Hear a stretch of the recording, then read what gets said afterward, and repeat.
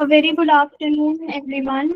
I hope you all are doing well. My name is Keerti, and I would like to welcome you all to this amazing session organized by Luneblaze on SQAAF Domain 1 Curriculum, Pedagogy, and Assessment.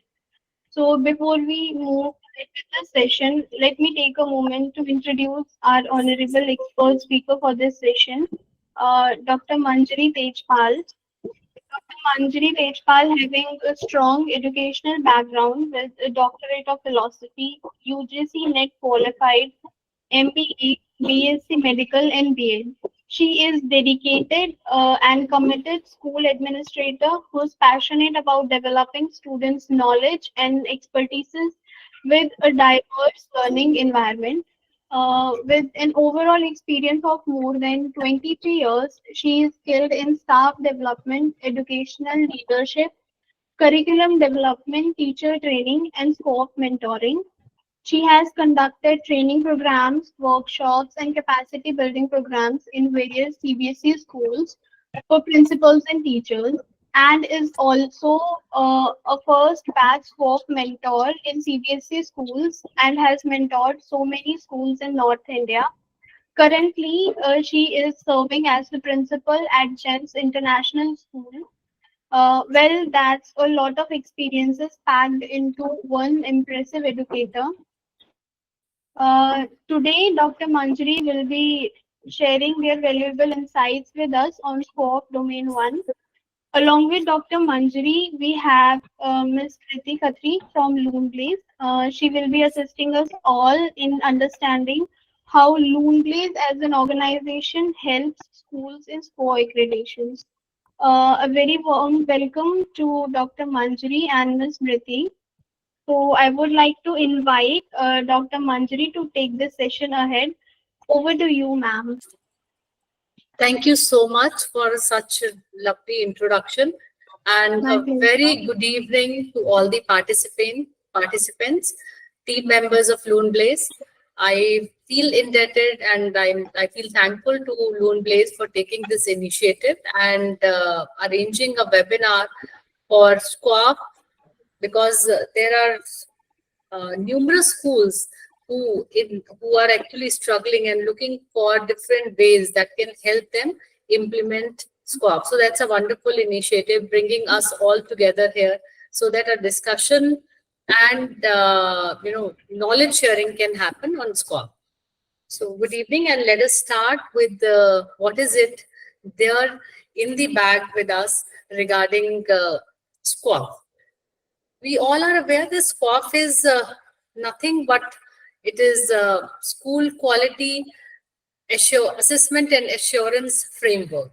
So the name in itself is explanatory, which says that schools, as they are one whole organization, independent organization, they have to tread a path which takes to improvement year on year. It's simply pursuing excellence, and that's what our apex education body of the country is looking for. So they have come out with SQAAF, and this is a wonderful tool which is going to help in doing self-assessment of schools. It has got 7 different domains, and today we are going to take a first domain, that is curriculum, pedagogy, and assessment, because curriculum, pedagogy, and assessment takes up the major part of SQAAF. Before I proceed, I would like to bring to your notice that what all will be covered during the webinar. One is the introduction to the domain, then overview of SQAAF, and then, as it is, the domain itself says it is curriculum, pedagogy, and assessment. So the whole discussion will happen on these 3 parts. We'll start with curriculum, pedagogy, and then assessment. Finally, we'll also discuss about the subdomains of domain 1, and we'll also discuss with the latest circular that CBSE has come out in the month of May, and finally how Luneblaze can be of any assistance to all of us.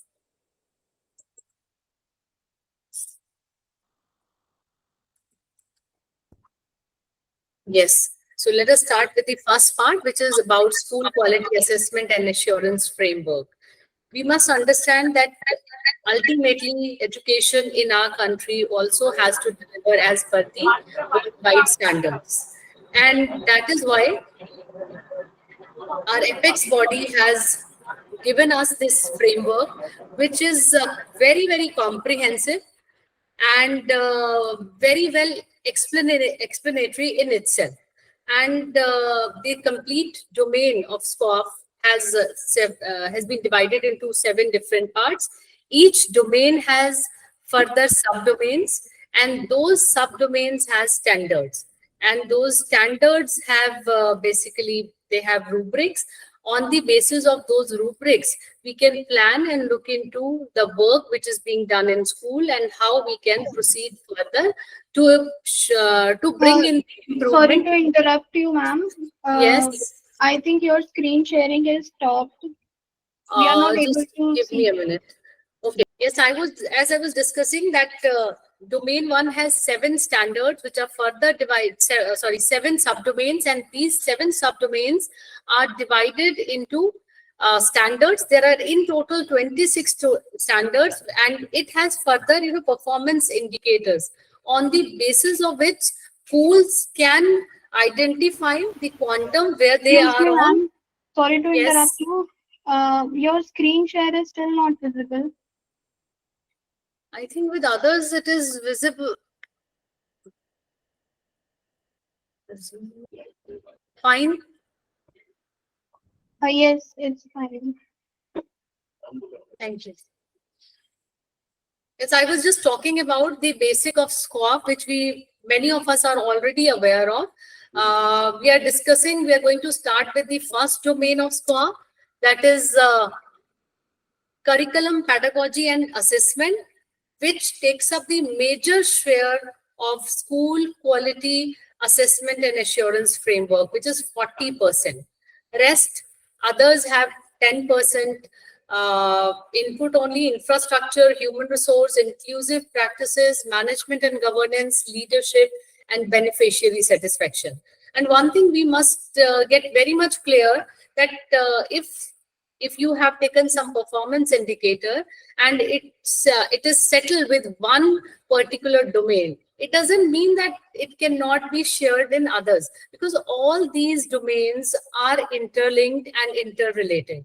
So one thing can be used in different SQAAF domains also. So as this is one of the most weighted domain, it is most weighted because we, being school leaders, educationists, our job is to work on teaching learning process in the school, and to find out, to create a way, to create an environment where children become lifelong learner.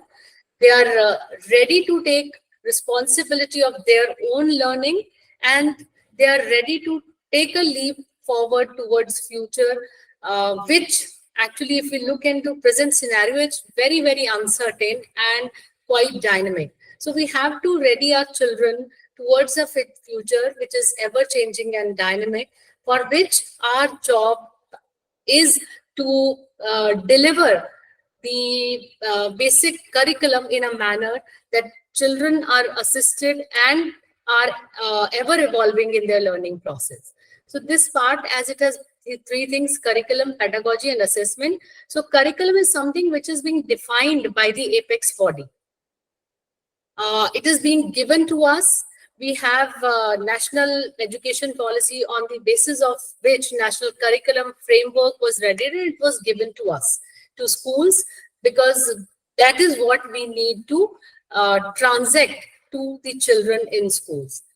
So curriculum decide what students must learn, and pedagogy decide that how students are going to learn. Finally, assessment is to see that whatever is being delivered has actually reached the learner or not. And we need to evaluate not just the children, but also our pedagogy. Because assessment, I think we should understand that assessment doesn't always mean that it is assessment of child. It is assessment of the complete process, how the learning has happened, what are the gap areas, and how those gap areas can be plugged in. That's the most important thing in learning process. When we talk of curriculum, as national curriculum framework has been given to us, on the basis of this, syllabus is prepared in schools. And we, being into education, we have always seen that generally syllabus has been prepared for the whole year. But now it is expected that syllabus should also be prepared in parts, because syllabus or the teaching learning process, it's a process, it's work in progress. It is not just one point, it is not just one milestone. These are small milestone, and it is a journey which has to be taken through. So that is why it is important that what we want our children of a particular age group to learn throughout the year should be divided in small parts. And after each part, we should take the assessment to find out that how learning is happened, what all children have learned, what are the gaps. Those gaps are to be filled, and to fill in those gaps, if we feel there is any need, some part of that syllabus can be repeated. So syllabus should be prepared for the short term and as a regular process of assessing that what delivery was being done has reached students as required. Then comes your course outlines. Course outline means you have decided the, the major part. Suppose I'll just take an example.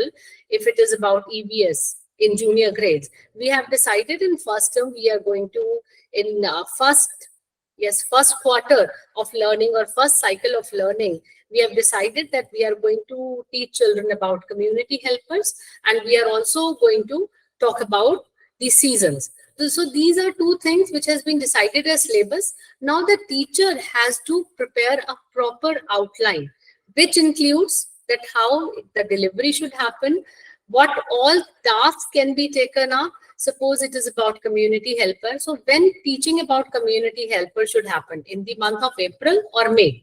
We know that 1st May is always celebrated as Labour's Day. So the chapter can also be clubbed with that celebration of that particular day. So all children can come prepared for some act of some material or something which can show act of kindness towards their school helpers. These we have nannies in school, we have different housekeeping staff, we have gardener, we have drivers, we have guards. So for all those things, what children can think and do, and we can also ask them that how these do help. If suppose these housekeeping staff is not there in the school, or if the other community helpers are not there in the school, which includes your policeman, which includes doctors and many more, cobbler, electrician, how the life could be.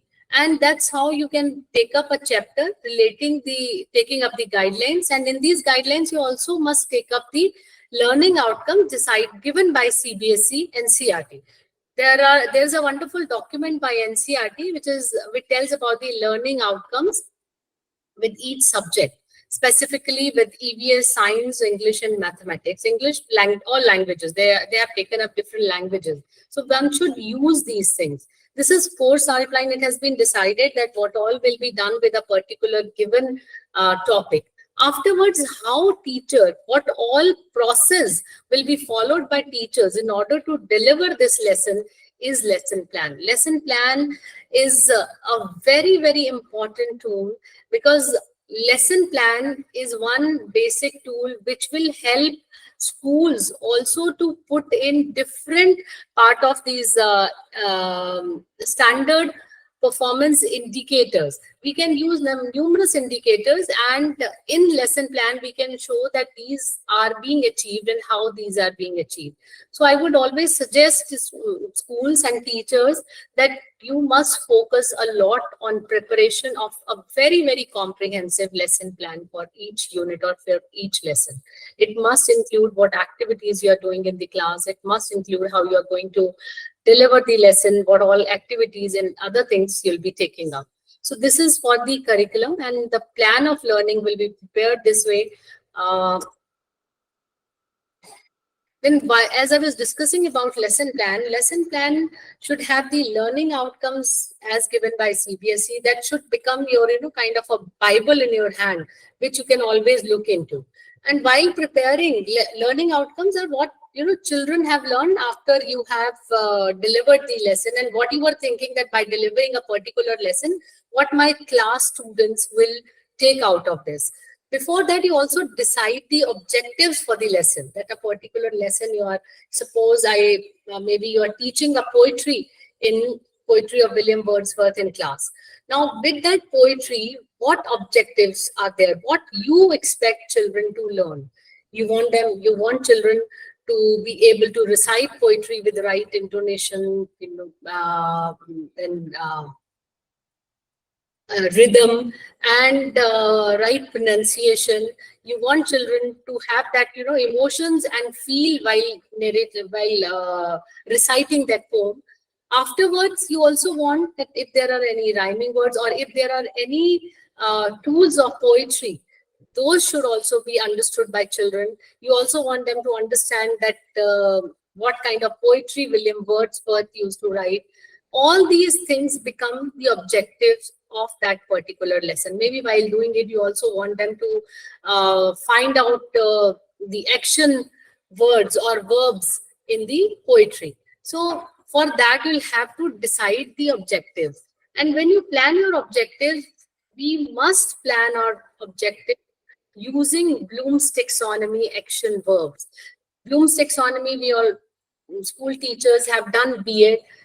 We know, we have studied about Bloom's taxonomy. So Bloom's taxonomy is hierarchy of learning. There are 6 different levels, starting from remembering, understanding, applying, analyzing, evaluating, and creating. You might be able to see different words written this. This document is available on internet. You can go search for it and download these. So when teachers frame their objective, they must use these verbs while framing the objective. Like you can suppose, say there is one level which is applying, and the verbs which you can use are solve, show, use, illustrate, convert, compete, classify. So you can frame while teaching the poetry of William Wordsworth, you can say that while reading the poetry, children will be able to classify the rhyming word. The moment you use this verb, the objective becomes on the level of applying, and this will tell that children will be able to apply the knowledge of different poetic devices to identify words, and maybe they would also be able to use it. You can also say the similar kind of whatever poetic devices are used in a particular poetry can be used by children to create a new poetry. So the moment you have used the word creation or creating, your children will reach to the level, the topmost level of the hierarchy of Bloom's taxonomy, that is creating. Next is your pedagogy. Pedagogy, we have decided about curriculum. Now the delivery of that lesson is very important. During the delivery of the lesson, it's important that when a teacher goes to a class, it should be an interactive and student-centered classroom. As a child, I have been to a classroom which was more teacher-oriented. Teacher would enter the class, deliver a lesson, might ask some questions, will identify the students who are not reading, not listening to teacher, or not paying attention to the class, and she would end with the question answer and would leave. But now it is expected when a teacher enters, there should be, regular child engagement happening in the class. It is said that if a student in class is showing any kind of disinterest, it means the child is not disinterested. Child is disinterested in you, the way you are delivering the lesson.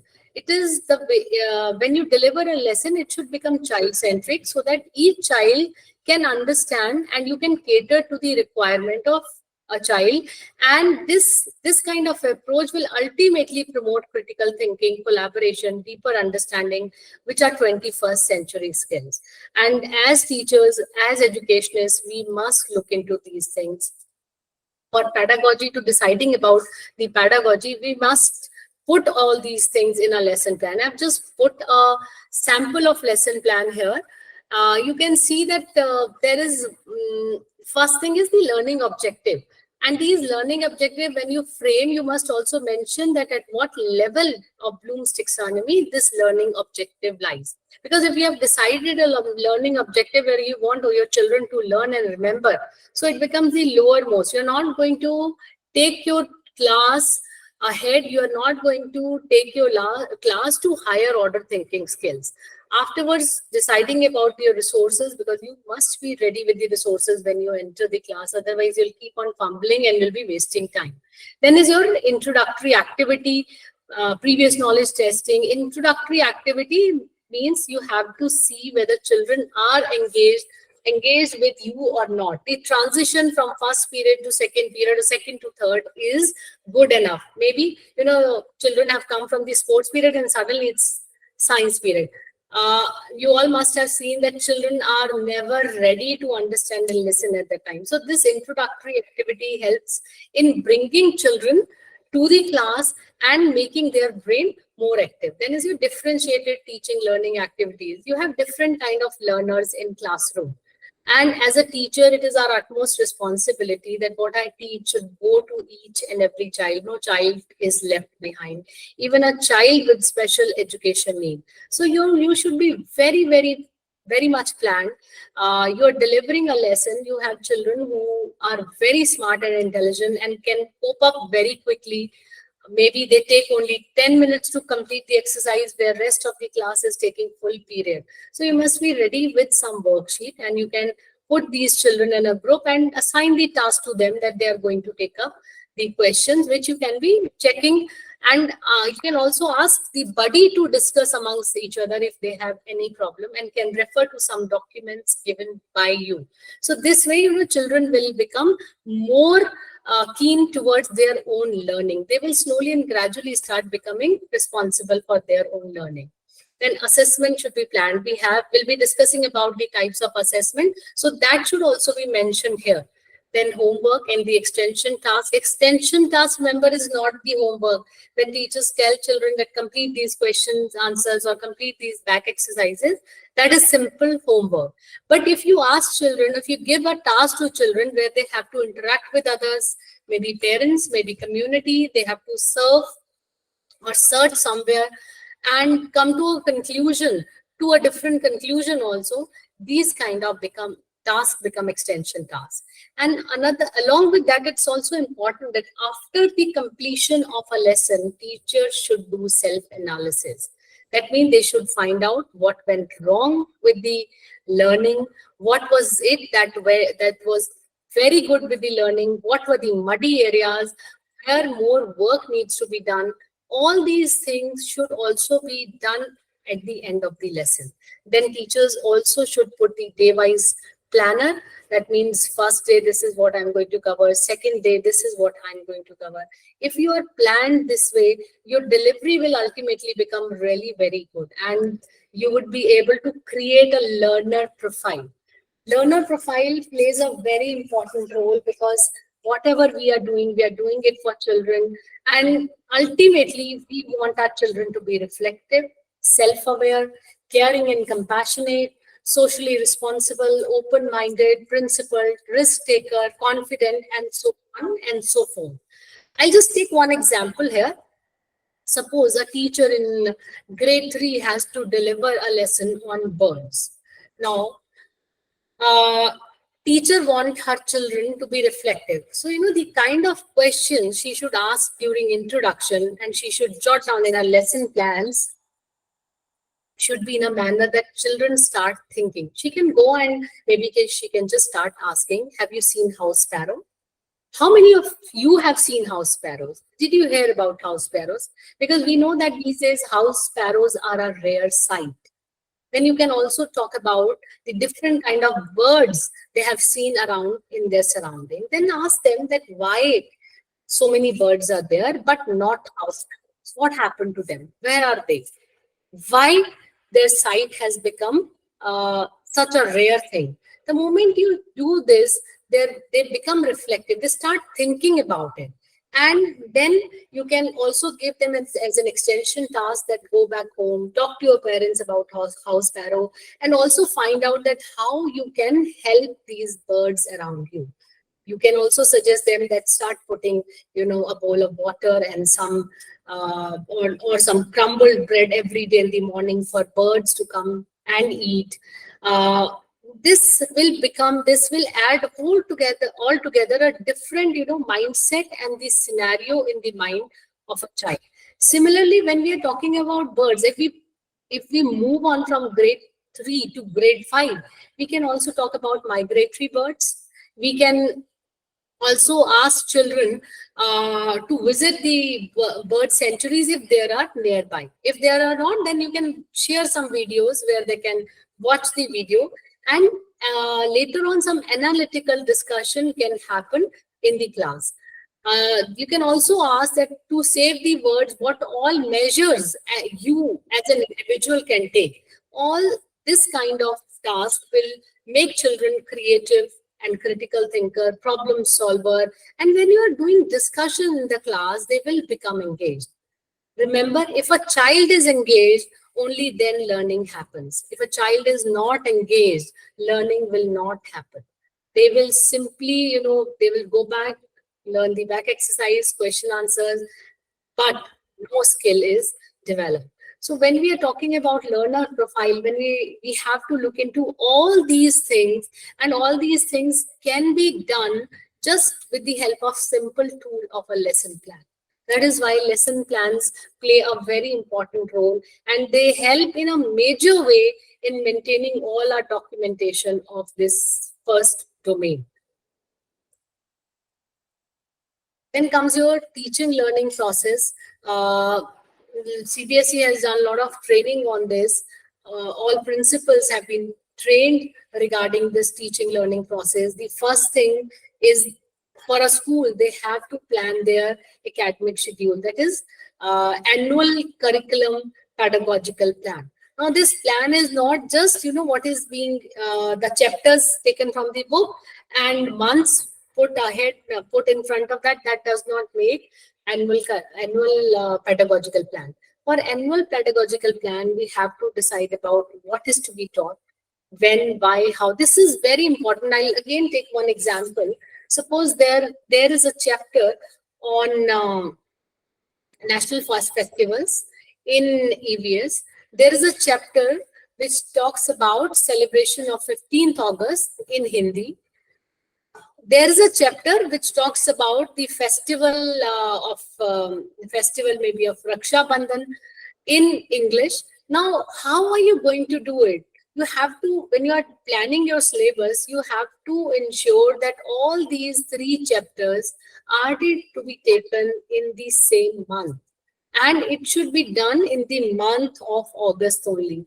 This way, children will be able to relate with the national festivals and celebration of 15th August in school, and also celebration of the festival Raksha Bandhan that happens generally in the month of August. So whatever is happening simultaneously in the surrounding. And regular reinforcement is also happening.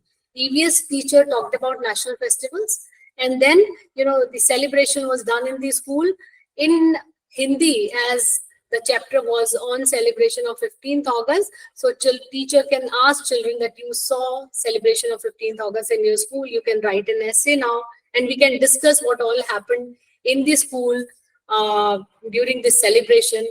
And English, when the chapter was of this festival, Raksha Bandhan, she can also talk about and discuss about Raksha Bandhan, that as this festival is coming, and what all will you do at home? How are you planning to celebrate this festival? What is the relevance of this festival? All these activities, when taken together one after the another, children will never forget. Their communication skills will improve. Their they will become more reflective. They will become critical thinker. They will start observing their surrounding, because they know that maybe next time while doing the celebration of 15th August, they are aware that this will happen in the class. My teacher might ask me, what did I do?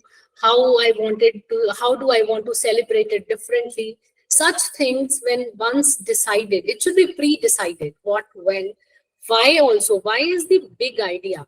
We should always remember that whatever is being there in the books is not to be taught because it is given in the books. We should also know why it is important.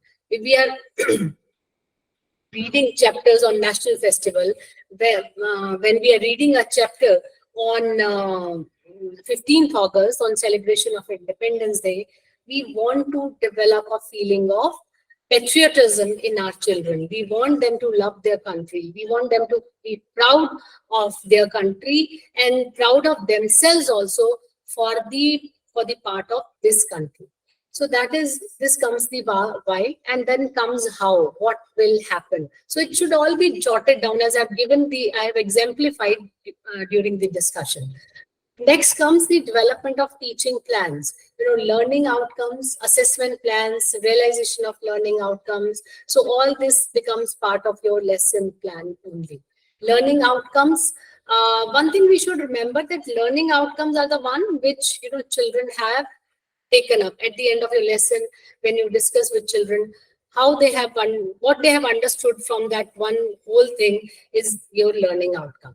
Then using of multiple teaching methodologies can be discussion, can be debate, it can also include maybe video lesson, showing a video, then during the video lesson asking some questions from the students.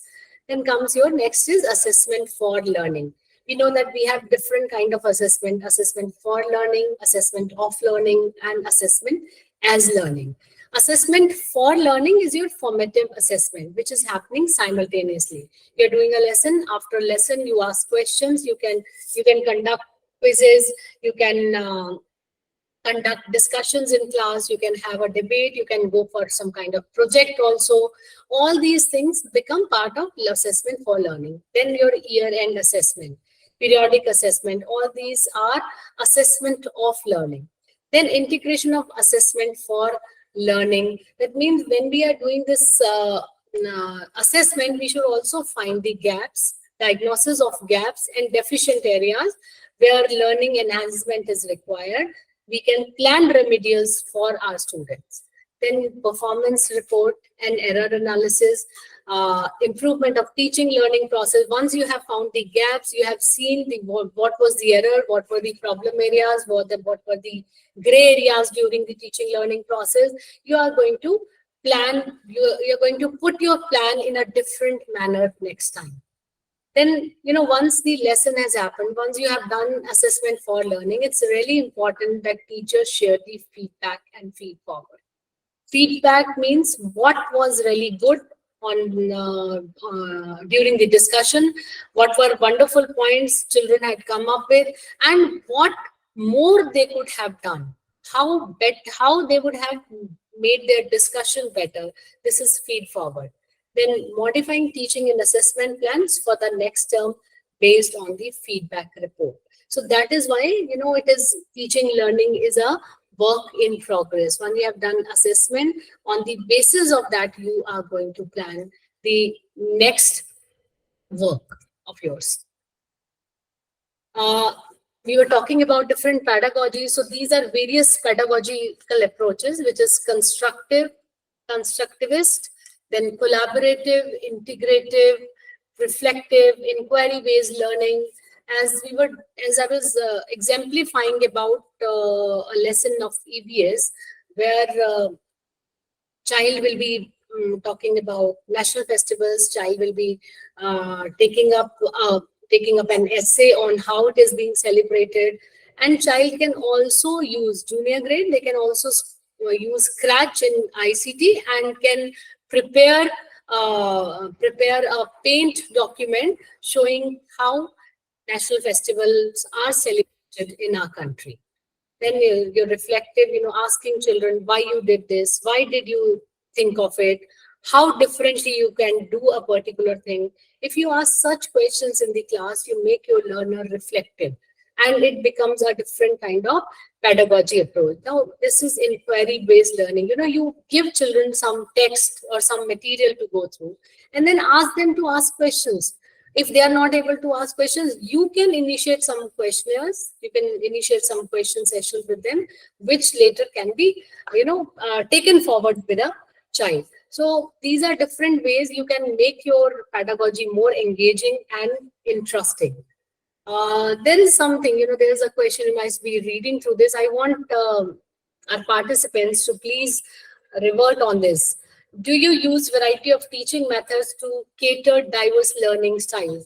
Can you quickly just write down in chat, sharing that what all different methodology or pedagogy you use in your classroom while teaching? Samriti ma'am, can you please see, can you read this? What all our participants are sharing? Can you just name a few of find one is question answer method, then demonstration method, peer learning, playway. I playway, then role plays, wonderful. Playway, peer activity, then presentation, discussion method, quiz, role plays, buddy teaching, storytelling, activity based. Few charts videos, okay. Yes, somebody has mentioned hands-on learning also. Problem solving, storytelling, flip teaching, practical based. Wonderful. I think all of you are listening and you are putting in a lot of thoughts and efforts are being already done from your end. Now some of you have written certain things. Someone has written uh, hands-on activity. Then someone has written playway method. So that's what I really want to understand. When we say about playway method, what do we understand by playway method? Can anyone put in raised hand? Someone has raised hand. Ma'am, can you? Is anyone who would like to revert on what you understand by playway method? Because what I have understood in my career as a teacher, as an educationist, the moment we say playway, parents are taken aback and they feel that the school is not going to do any kind of teaching. They'll just put my child through play and there would not be any learning happening. So we have to be very, very cautious with the words we are using. We cannot use the words like playway activities, playway methods. We must consider and call these to be engaging activities. Thank you so much for all of you for your participation in this question. Now let me go to the next. Here for playway, ma'am, kinesthetic multiple. Hello, I couldn't hear you. Can you please repeat, ma'am? I cannot hear you. Can you please repeat? Learning through play, giving Actually, children for playway, Okay. yes, ma'am. Multiple intelligence theory, that is kinesthetic, in which mean to say students, they can learn by doing the activities like dancing, by singing songs, or by reciting rhymes, by dance. They can learn many of the concepts, All right, wonderful. and I can correlate with that. Wonderful, Aman ma'am. Very nice. And I would just add on here that instead of using playway method, say child engaging tasks, because these days it has become, kind of a concern with parents. And during my training sessions also, I've observed that teachers, when they talk of activity, they themselves feel that school is activity oriented and not much of the study is going on. So when we say the same thing has to be put in different words. Thank you so much, all of you. All right. So next is how ready Sorry are to we? interrupt you, ma'am. Yeah, please. Before we are moving ahead with the session, I would request you to please consider the raised hand, as I can see there are so many raised hands. I already requested that please ask them to unmute them and they can ask their queries. Okay. Everyone, I would like to say that if you're having any questions, so you can put them in the chat box and ma'am will try to reply them all. I'll take a minute. I'll take a pause. You put your questions. I'm reading the chat box.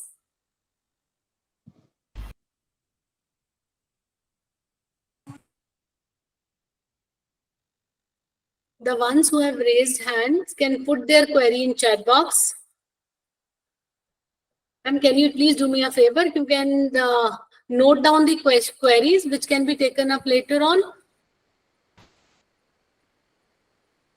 Can we do it this way? Sure, ma'am, sure.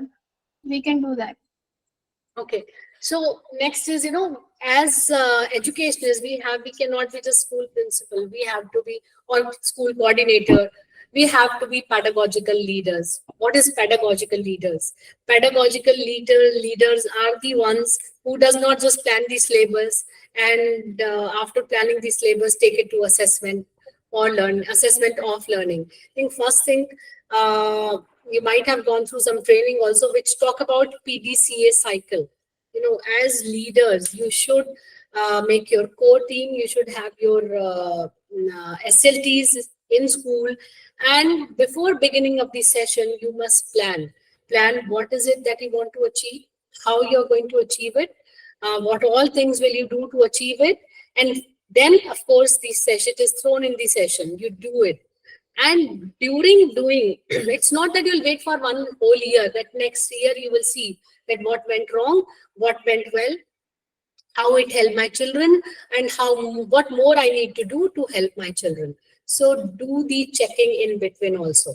You're doing the task, you're delivering, you check, and after checking, if you feel there are some loopholes, again, come back to the do and the planning part, bring some changes, again, do check.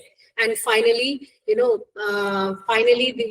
have to assess at the end of the session that this was planned, and how you did, you checked, you reframed, and were you able to achieve the objective you decided in the beginning of the session? Or maybe if suppose you planned something and you planned it for just 3 months or 1 month, you must conduct this PDA cycle accordingly.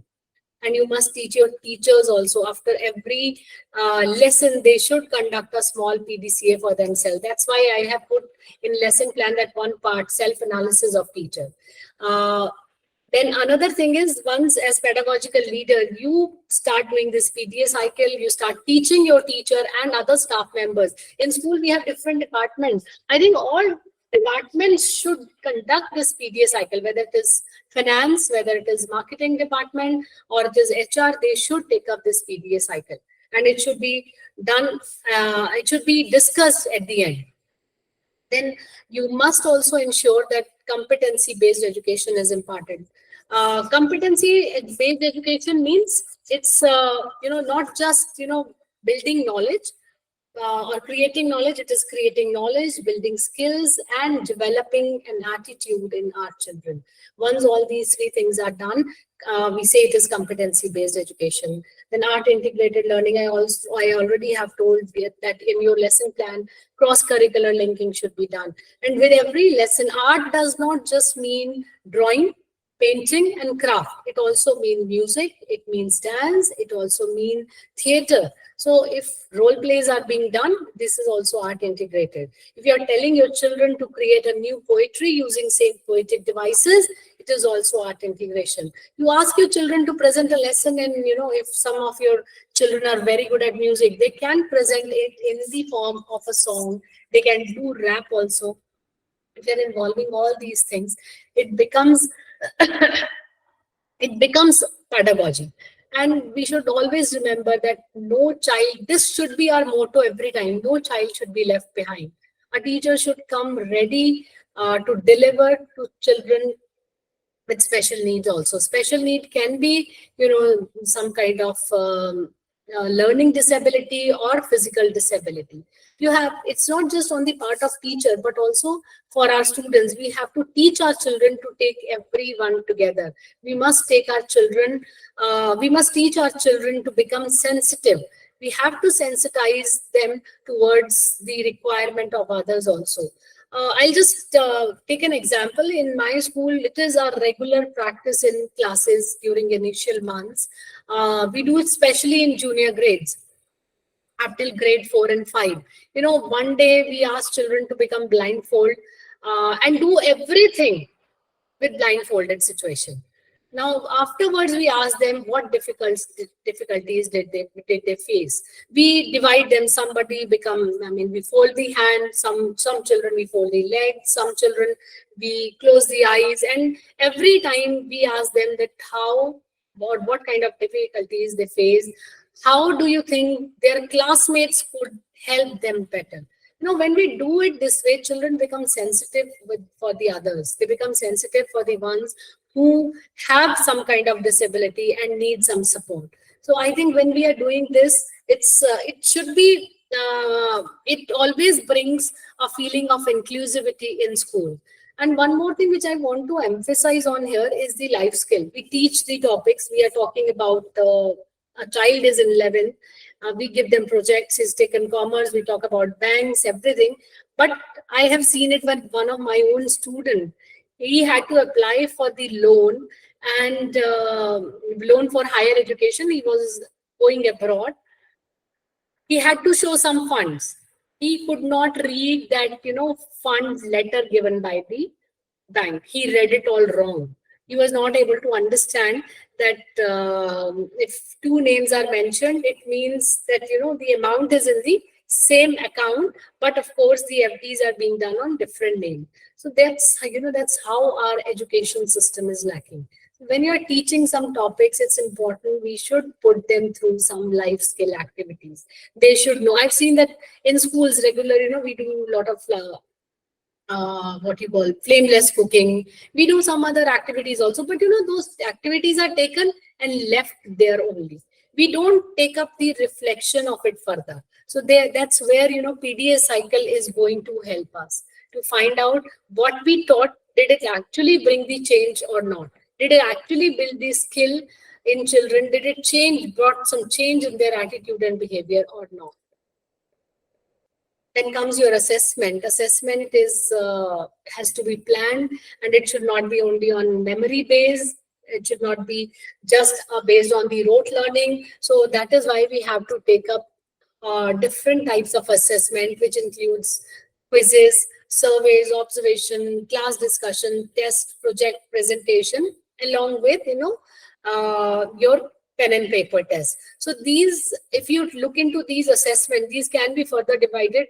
This can be placed under the categories of assessment of learning, assessment for learning, and assessment as learning.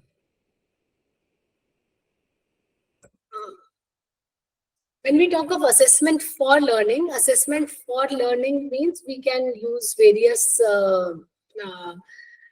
tools, and generally it is it is generally the formative assessment which is taken, which we are taken regularly in the mid of the session. After doing a small topic, we can ask children to make the project at the end. Junior grade में हम बहुत बार ऐसे होता है, हम family tree बनवाते हैं, and then we ask them to talk about the family member they love most. और ये जो छोटी छोटी एक्टिविटीज कर रहे हैं, these are formative assessment. In senior grade, suppose we have taught them chapter on electricity, we ask them to create circuits. Using circuits, create some kind of working models. So while creating those working models, what learning is happening, how are they reflecting on those learnings, and how are they presenting it, is part of formative assessment, and that is assessment for learning. Next is your assessment as learning. Now, if we really want to remember it, it becomes very easy when we see that assessment done by the child himself or herself, assessment done by their peers is part of this assessment as learning. Because when a child is assessing himself, his own work, if you have asked the child to prepare a project, instead of you giving marks, you give the criteria and ask the child to assess his work. And you can ask the rest of the class whether the self-assessment done is up to the mark or not, or if there is anything different that they would like to add. So this way, assessment is being done A lot of critical analysis is happening, a lot of thinking goes into the process, and a lot of self-reflection happens. So this is self-assessment as learning. And yes, we all are very much aware of assessment of learning, pen and paper test, जिसकी हम सभी को school में काफी आदत है, और that is one best and the easiest tool we find. Now again, I have a question for you all. That is, how does you use feedback from different stakeholders to improve scholastic process? Do you take feedback from different stakeholders in your school? Do you talk to parents that the assessment given was up to the mark? Did that assessment help children or not? Can anyone tell me? Yes, okay, biannually, right, you do. You do talk to stakeholders about the assessment specifically. All right, good if you talk, and I think it should be a regular process because they are part of the learning process of children. So you must talk to parents also, not only parents, but other members in the school. Some community members also should also be part of it on PTM. Okay, on PTM's parent orientations. Nice, thank you so much. Yes, great. So there are already some good practices going on in school. All of you are quite participative in the teaching learning process of children. Yes. Another thing you must understand, that assessment is not to tell a child that you don't know this thing, you failed, you did not perform well. But we must use assessment as a tool to promote learning. To find out whether a child is able to use the knowledge and apply it in real life situation. I think for doing these kind of activities, we need to talk a lot with parents. Because I believe even if you bring a form, if you have taught a child to read and write 3rd class, 4th class, you bring a form of for account opening and give it to a grade 5 student for your English assessment, ask them to fill the form. That is also a way, because he is going to read and then answer the question. He is going to comprehend what is being expected from him to do the form, and your English assessment is happening simultaneously. So this also become the assessment, and you can use this as a wonderful tool of assessment and developing life skills also. Moreover, use assessment in facilitating all-round development of children, help students to improve their own learnings. It has to be diagnostic assessment conducted in unthreatening manner. We are talking about SQAAF. So it is assessment, school quality, assessment and assurance. And CBSE is continuously telling you need not to be scared of it. It is your own assessment, and every year you need to show improvement, learn and improve. So it is completely, it is diagnostic. You are filling it, a report is coming to you, you are reading the report, you are finding the areas, you are also looking for the ways to improve, and it is happening. All this is happening in unthreatening environment. See how beautiful it is. And these similar things can be implemented in your school. Then help summarize about quality of student learning, help teachers to guide their instruction to improve students' learning. Now let's come to the subdomains. As we have discussed very widely about the this first domain, pedagogy, assessment and curriculum. So it has 7 subdomains: curriculum planning, teaching learning process, student enrichment, skill-based vocational education, programs embedded in ACPP, mainstream physical education and sports, values and ethos, student performance, assessment of learning outcome, feedback and learning engagement programs, early childhood care and education, and foundational literacy and numeracy. So all these are subdomains which further are divided into standards. So first domain, curriculum planning, the first subdomain of first domain, curriculum planning, has these standards. 1.1.1 is principal and teachers understand NCP and NEP. ACPP aligns with CBSE recommendations. School leaders and teachers know the CBSE curriculum. Curriculum fosters lifelong learning and global citizenship of SDG. I would just take up one thing here before proceeding. See, it is mentioned. Now, the problem which school faces is that how are we going to maintain the documentation of this? We are doing a lot of things, but maybe we don't have the documentation. Principal and teachers understand NCF and NEP. Now, how are you going to see where you stand? You have 4 levels, 1, 2, 3, 4.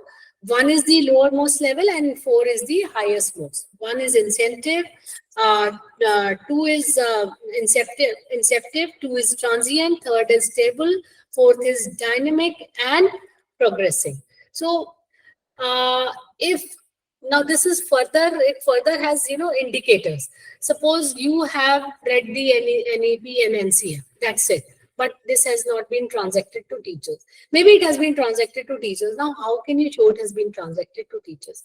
Maybe you have conducted the training session, you have organized it with CBSE, you have organized it from outside sources, and afterwards, how have you taken reflection, what teachers have learned? Have you started seeing those NCF guidelines implemented in the lesson plans? If all these things are happening, that means you are achieving. That means you are in the stable indicator. Similarly, school leaders and teachers know about CBSE curriculum.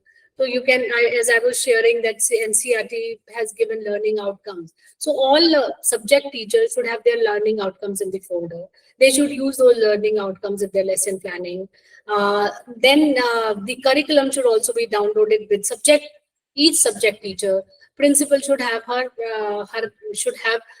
curriculum downloaded. You can conduct some kind of assessment also. You can use Google Forms for your teachers. Then you can use team forms for your teachers to fill in those objective questions, multiple choice question. You can have answer. You will also have the proof whether after you telling whether your teachers have gone through curriculum, gone through NCF, NEP or not. So this is going to help you in maintaining the records also.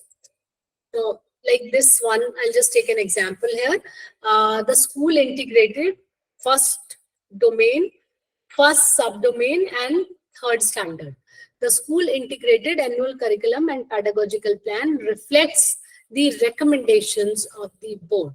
How would we understand whether a school is an incentive, transient, stable or dynamic and evolving level? Suppose the syllabus formed by the school is bifurcation of annual plan for all classes. It is there. Then monthly syllabus is also shared with parents. You are doing these things. That means you are fulfilling the basic requirement. You are at incentive level. Now what you are doing? You are conducting orientation programs for teachers to make them understand curricular and pedagogical assessment approaches as given by NEP and NCF. Then these discussions are conducted with the teachers on the format to be adopted, the designing and integration of annual curriculum and pedagogical plans. Then a draft of ACPP is prepared subject-wise in your school. If all these things are happening, you are on level 2. Now, how we move on to this higher level, third one, which is stable. That means school identifies professional development needs of their teachers, organize CVPs accordingly. And let me just ask you while doing this, can anyone answer me that if a school has to identify professional development needs of their children, what is the way, how you can do it? Yes, I'm waiting for the answer. Can you tell me some ways which can help school, what ways in your schools are being adopted to identify professional development needs of your teachers? Skill subjects implement. All right, anyone else? The feedback from class teachers by observation.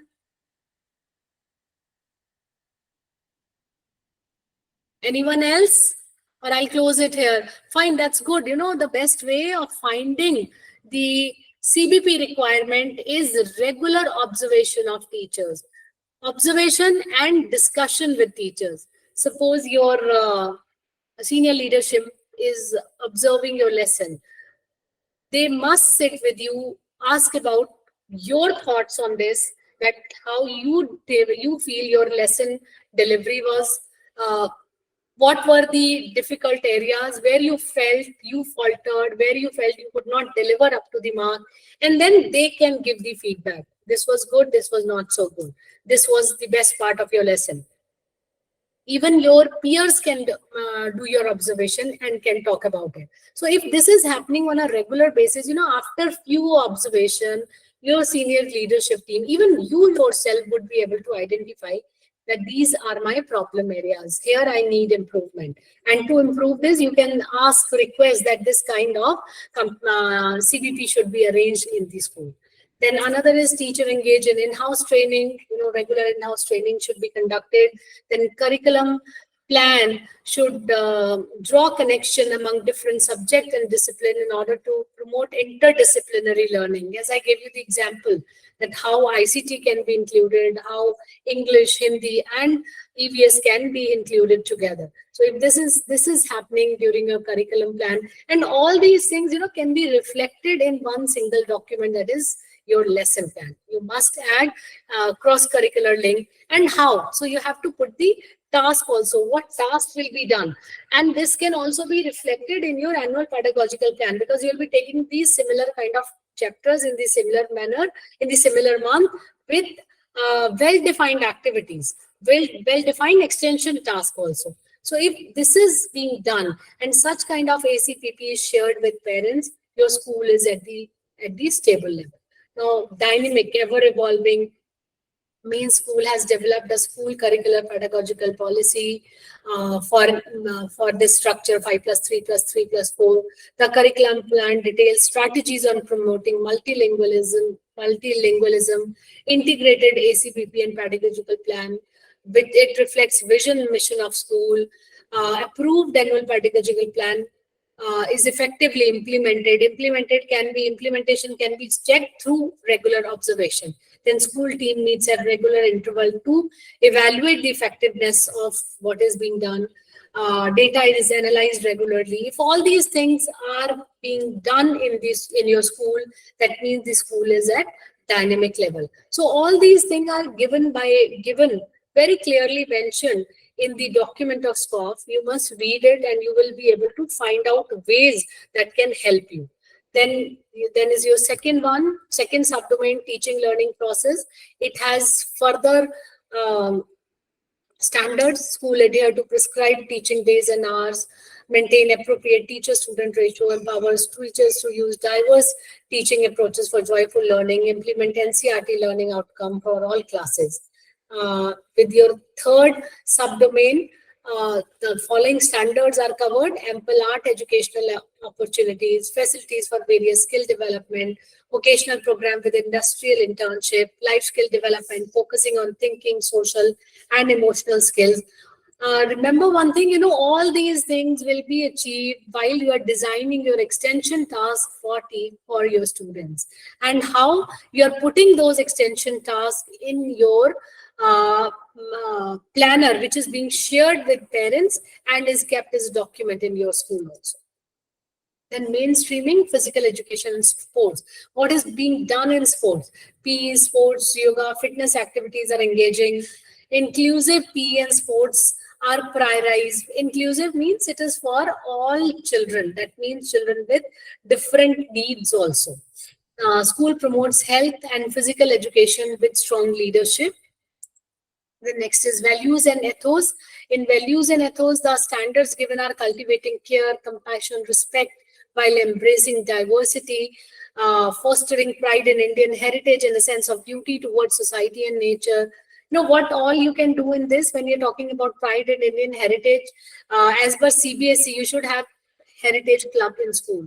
You must plan some excursion through this heritage club. Ask children to find out the nearby heritage sites in the city, and ask your students only to plan a visit or excursion trip. For that, ask children to prepare the budget, the requirement from school, the support they need from parents, draft one notice also for parents, for students in school. So all these things children should do. Take them to the heritage site. Before taking them to heritage site, you can have that there is one strategy you can use, that is exit and entry and exit. So before you go for a heritage site, create a buzz, create that excitement in school that heritage trip is going on, talking about during an assembly every day, kind of a teaser. And then ask, before leaving, ask children that what do they think they are going to learn, what is it that they want to know about this, how are they excited about this heritage site. So this is entry. And while after coming back, ask them again to sit, that what is it that they learned more, which was different from their own thought process. So, you would be able to achieve, and you would be able to create the document for this particular standard also. Then is 1.6 subdomain, student performance, assessment of learning outcomes and feedback and learning enhancement programs. So school ensures 75% attendance, reducing dropout, clear procedure for regular assessment, NAS, CBSE, SQAAF result track, yes, SQAAF result or some other external exam if you're conducting, you can put the result of that also there. Teacher use diverse assessment methods. So we have discussed assessment of learning, as learning, for learning. So what are different methods teacher are using? With evidence, of course, you'll have to maintain all the documentation for this. Then skill assessment based on learning outcome as per the HPC holistic, your card. Then next is early childhood care and educational and foundational literacy and numeracy. So our teachers aligned with NCF and local text, regular assessment of learning outcomes, inclusive and engaging pedagogy, ecosystem support, literacy and numeracy goal.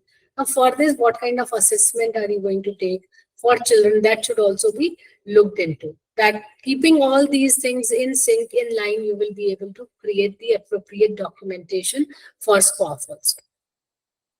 Now this I'm sharing recently. On 15th May, CBSE has shared notice. I'm sure you might be aware, you will have gone through this, that you have to fill this form before 31st December. The time is 1st April to 31st December. And another thing, which is something new, which they have added this year, the self-improvement plan is to be filled after submission of self-assessment. The self-improvement plan will be submitted domain-wise. School will not be able to edit anything after final submission. School may download their report after final submission. Only overall scorecard will be available for the year 2023 on the portal.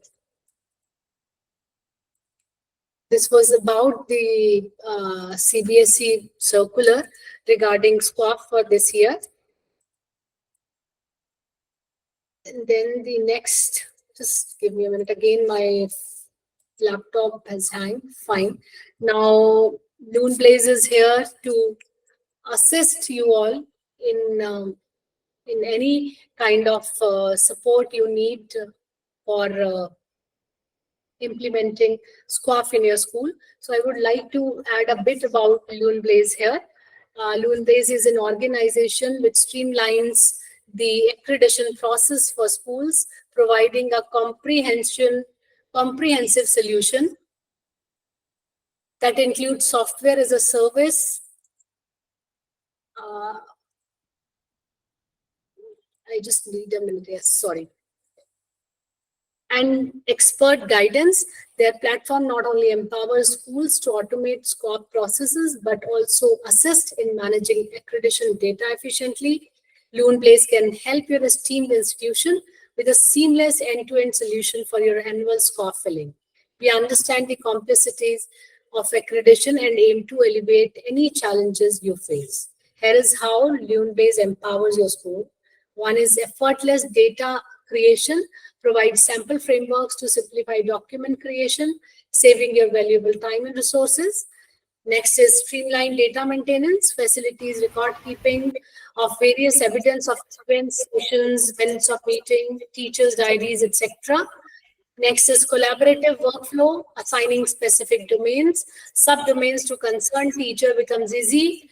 Then is enhanced data security, two-step verification, OTP via login, ensuring data protection.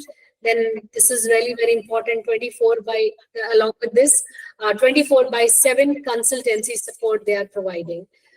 They help analyze and improve. Support is maintaining and reviewing the documents. Then faculty training, monthly training sessions on implementation of SQAAF framework in school. So Luneblaze is a trusted accreditation partner of over 100 institutions pan-India, including Holy Child Public School, DB, DAV, DPS, Livingstone Foundation International, etc. So thank you so much, all of you, for your patient hearing. I'm now stopping my screen sharing. I would just pass on to Luneblaze to take it further. It was wonderful interacting with you. And if you have any queries, I'm here to revert me to read through. If there are any queries, can you read the question? Sure, ma'am. I will do that for you. Just a minute.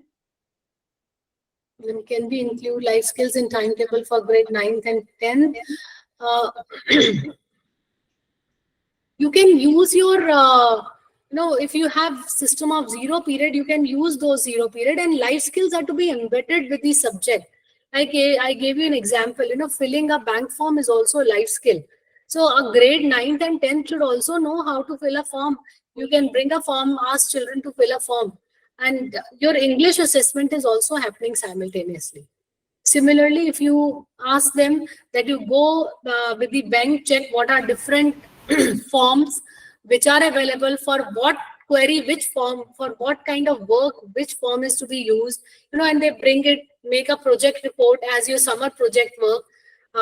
You can make it your English project work, and this can be put in ICT. Children will create those forms in Excel or in Word document and submit to the teacher. So this way also you would be including life skills. This is one example. You can think of numerous.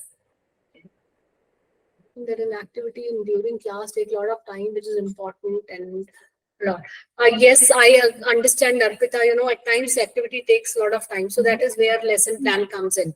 You must put it in lesson plan, a lesson to be delivered in 5 days. 1 day is for my activity. Second day is, is compilation of the activity, relating your lesson with the activity.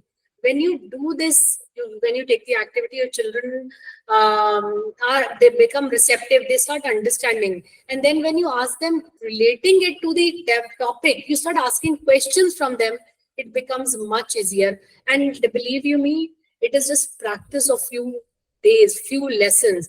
Once you become apt, it will become a very quick job. You would start loving doing it. कि activity कराओ, फटाफट chapter relate करो, peer और self assessment करवाओ, ask them questions and come on the reflection part. Your chapter will become a very quick task और साथ में उनकी लर्निंग बहुत अच्छी होगी. What are the there was somebody asking on documents. I don't know. Can you just look in the chat box, please? Can we incorporate SDG? Yes, certainly we can. There are 17 sustainable development goals. What I do, I have made my children, learn those 17 goals by doing what? By putting those goals in classroom. Whatever work we do for one whole year, not one whole year, rather 2 years. Last year it was given by CBSE. We were doing it before that also.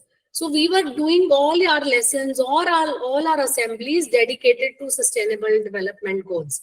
When we teach the chapter, we ask them, look back, read those goals. Where do you think this can be related, and how? What kind of task we should plan? When we ask children to plan a task, they do it wonderfully well. And then you can do some kind of changes as required by you. Suppose you're talking about birds, so you can talk about environment. You can talk about climate action, sustainable development goal with the class. Any other query, ma'am? Is there any other question which I've missed? Yes, ma'am. There is an attendee, Arushi Nileshkar. She is asking, as a school, how to convince parents about the change in educational system. Ma'am, regular interaction and meeting with parents. If you feel that not able to understand through, they will not understand through circulars. And you know, your neighboring schools might not be bringing it the change. So what is the best way is talking to them. Either start calling them class wise or start calling them to school in a group of 5 or 10. You start with you identify the change leaders of among your parents, call them, talk to them, make them understand. You know, they will promote it amongst other parents also. So this will help in a big way.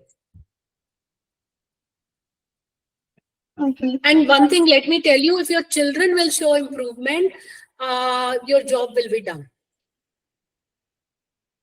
How to manage, what you're saying is, can you please read this question again?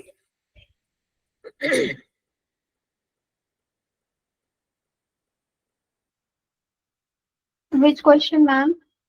I think it's not on my screen now. We'll have to go to the chat box only. Let me open Okay, the chat. I will read for you, ma'am. How to manage, what you are saying.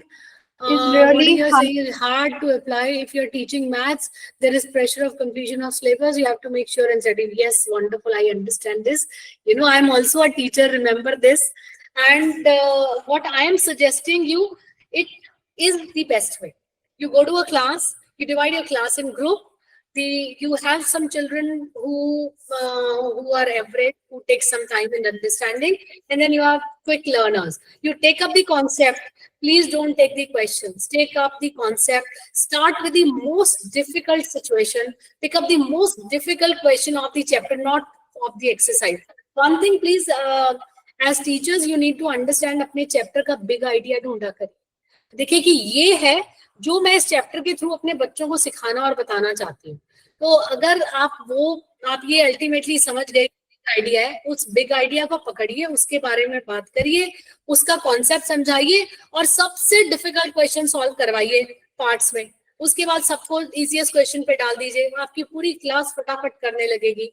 And while doing it you start taking round, put them in a group of 4 और 5, जहां पर बच्चे एक दूसरे को भी help कर रहे हो. एक को समझ आ जाएगा, वो बाकी तीनों को अपने आप समझा देगा.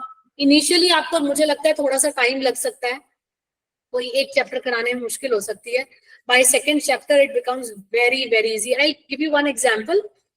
ग्रेड 2 में there is a chapter on this measurement में वो मेजरमेंट कराते हैं, कैपेसिटी, डिस्टेंस, टाइम, इसका मेजरमेंट कराते हैं. अब मेरी टीचर बार बार कह रही थी, मैम ये नहीं हो सकता, तो बहुत टाइम लगेगा. I went with her, I try to explain, नहीं समझ आया. I went with her to the class. I started asking them, okay मम्मा दूध लेती हैं, कैसे लेती हैं, you have to tell me. अच्छा, अगर चंडीगढ़ जाना हो तो हाउ इट इज मेजर्ड. उन्हें पता है, they know Chandigarh is these many kilometres from Delhi और Chandigarh is this much kilometres from. Otherwise उन्हें पता हमें 1 घंटा लगता है, 2 घंटा लगता है. Be able to give you some answer. Then start relating it together, putting it together. अच्छा, जब मम्मा ने दूध लिया तो वो मम्मा ने लीटर में ले लिया. जो आप जूस की बॉटल लाते हो, it is in liters. So that is capacity, what is being filled in. And when you are weighing, take your bag, hold it. How is it? Up pencil box lo, how is it? Is there any difference? They would understand the difference of heavy and light. So ask them, when your mama buys something like apples, what she asks, क्या बोलती है उसको vendor को. बच्चों ने सुना होता है, उन्हें साइलेंट लर्निंग हमेशा होती है. वो आपको केजी बता देंगे. And let me tell you, एक पीरियड में पूरा चैप्टर हो गया. सेकंड क्लास में आकर उन्होंने सारी एक्सरसाइजेस सॉल्व करी. And the teacher who was saying कि it will take me week 10 days time, because she was taking it separately. पहले शी थॉट कि वो मेजरमेंट में वेट कराएगी, फिर वो कैपेसिटी कराएगी, फिर वो डिस्टेंस कराएगी. It can not happen that way. आप इकट्ठे लीजिए, आप उनको कंपैरेटिवली समझाइए. Children will learn faster than we expect. Any other question? Yes, there is a question. Kruti Tiwari is asking, shall we take retest for the students absent for the exams? I don't think so. We should make children and parents understand that if assessment is happening, it's important. Why to go for retest? They should become responsible. A child should become responsible. I'm sure many of you might remember your childhood कि आपके घर में एक family function है, आपके first cousin की marriage है, आपके मम्मी पापा आपको लेकर नहीं जाते होंगे अगर आपका एग्जाम होता होगा. It happened with me. मेरा प्री बोर्ड थे और मेरी बहुत क्लोज कजन की मैरिज थी. I still remember and I feel so proud कि कितने अच्छे थे मेरे पेरेंट्स, मुझे घर पे अकेला छोड़ गए थे एंड पढ़ने के लिए. और ये था कि वो सुबह जाते थे और शाम को वापस आते थे. They also, my other brother, sister, my siblings attended the wedding, पर मेरे पेरेंट्स में से कोई एक शाम को वापस घर आता था so that I am not lonely at home. और वो कुछ फंक्शन का पार्ट मिस कर देते थे to ensure that I attend to my exam. और वो कंपलसरी नहीं थे, मैं ऑलरेडी अपने 2 प्री बोर्ड दे चुकी थी. But then also they said whether it is compulsory or not, you are going to attempt the exam. So we have to become responsible. Parents nowadays are not understanding, they themselves are not. Yes, I agree. Then who has to make them disciplined? We have to make them disciplined. Be very firm on certain parts. Say no to certain things. And make it as a policy of your school. Keep it as a document. And say this is refer to the policy. Put it in their school diary. And say that it has already been shown to you, given to you. You already take signature when a number of pages are being taken from diary. Even on medical ground, ma'am, I don't suggest. CBSE also, if it is board exam, they have to appear next time. It's not that exam is being conducted again after 2 days. But attended pre-board. You can, in this case, in case of smallpox, you can arrange a separate room. जहां पर कोई भी wifi internet ना हो. Parents को बोलिए सामने से चेकिंग करके बच्चे को वहां छोड़ेंगे. अकेला बच्चे को छोड़ दिए. कीप ऑल एमिनिटीज देयर, पानी, everything, so that it is available with the child. And you can keep the camera on. Somebody should sit outside for the surveillance through camera. So thank you so much, ma'am. That's so nice of you. I'm humbled. Thanks a lot, ma'am. Thanks for taking up this wonderful session. And I would like to request all the attendees, if you are still having any questions, you can put the questions in the chat box. We can wait for a few minutes.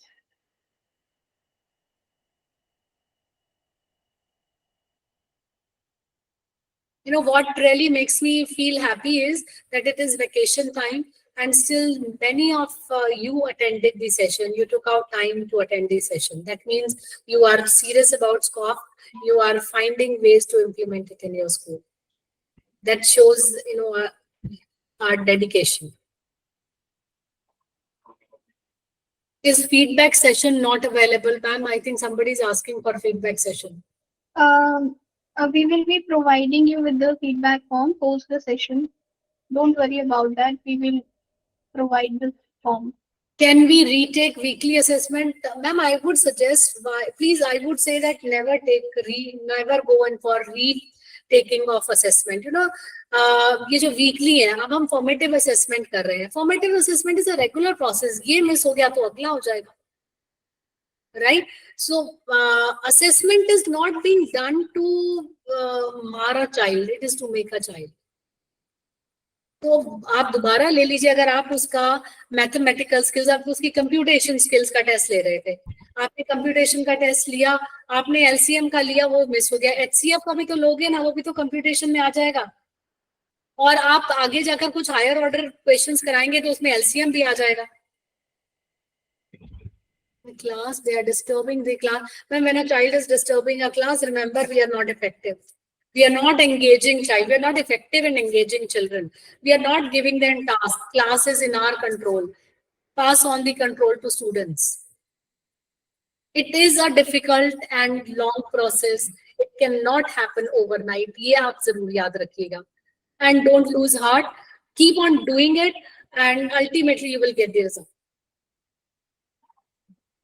मुझसे ma'am जब भी कोई ये बात पूछता है तो मुझे हमेशा याद आता है 8 years back when I implemented this holistic report card in our school. It was all indicator based. No parent was ready to take up that report card. Other schools in the neighboring area also discarded that report card.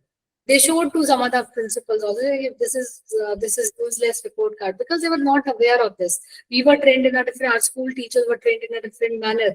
Then I started working at calling parents in small groups, started with the class, then again I felt कि इससे impact नहीं हो रहा है, तो 10-10 में लोगों को बुलाना शुरू किया. 1 साल लगा, but since then we are using a holistic report card. There's no problem. No questions, no queries.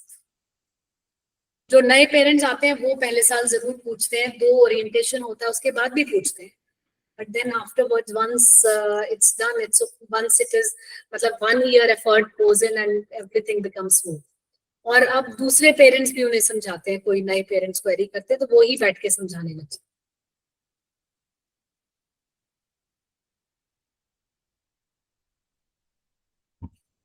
It is available on CBSE site. Holistic report card is available on CBSE site. Please वहां जाइए cbse.nic.in में, you'll get it there.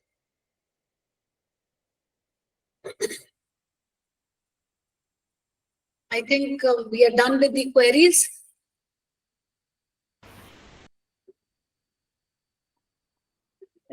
There is one more question. Kruti Tiwari is asking the maximum number of periods for a teacher weekly.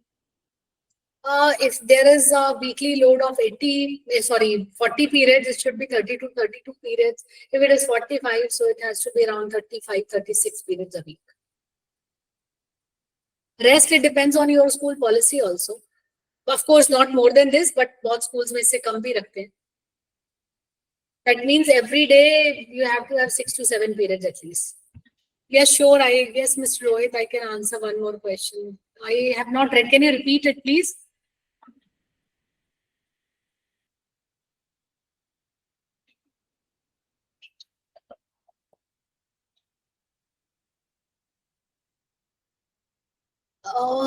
There is, see, in total, you should have a load of around 30 to 32 periods out of 40 in a week.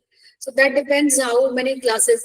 For English, there are 7 periods. Mathematics, there are 6 periods in junior grade. Seniors, it keeps on changing.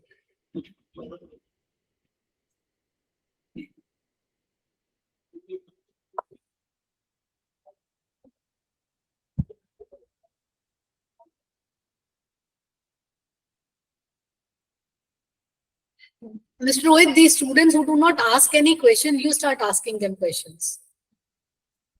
They are not able to ask questions because they are not able to frame and think about it. Junior grades में आप शुरू कर सकते हैं. Once you have taught a page, you can ask children to frame as many questions as possible. You can have a quiz on framing of questions and answering those questions in the class.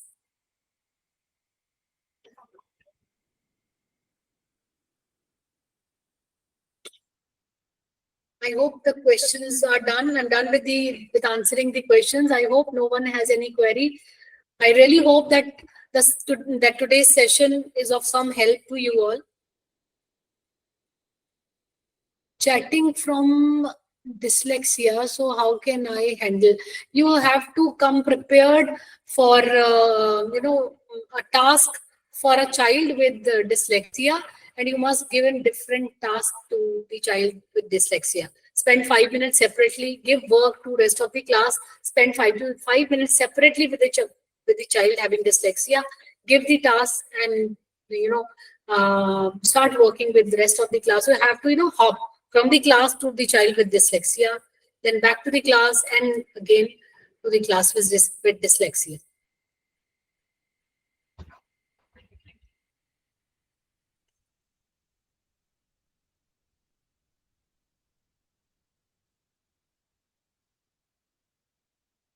Thank you all of you for your appreciation. I hope it is of, I really want this to help you all.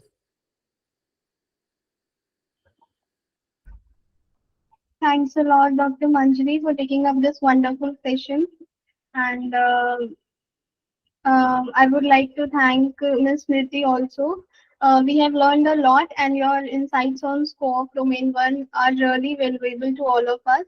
And I would like to thank all the participants also, as it was a really engaging session. All of you engaged a lot, and hope you all have found the session informative and all your queries and doubts must have been resolved. I would like to inform you that we take up similar sessions on various topics and domains of SQAAF. It would be an honor to have your participation in those sessions as well. Before we conclude, I would like to share that we will be circulating a feedback form in the respective WhatsApp group, and we will be highly obliged to have your feedback, as we truly believe all your insights will be really valuable to us. and accordingly, we will be sharing the participation certificates as well. Thank you very much for your feedback in advance. Thanks a lot, everyone. Wish you a successful journey towards SCOAAF and specifically Domain 1. Have a great day ahead.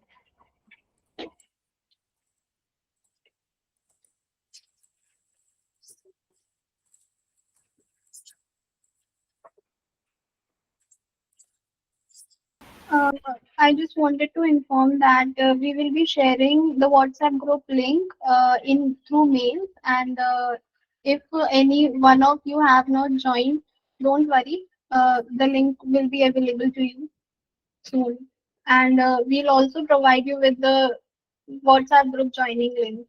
Don't worry about that.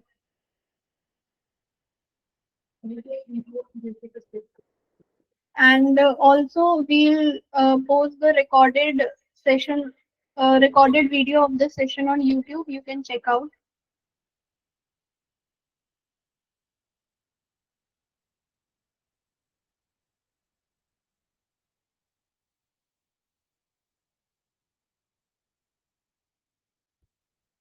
We'll sharing the future webinar link in the same WhatsApp group itself.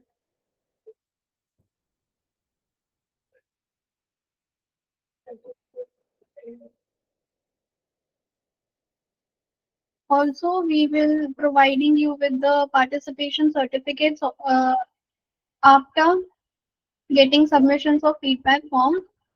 We will be circulating the feedback form in the WhatsApp group, and I would like to request you all to fill that feedback form, and then your participation certificates will be mailed.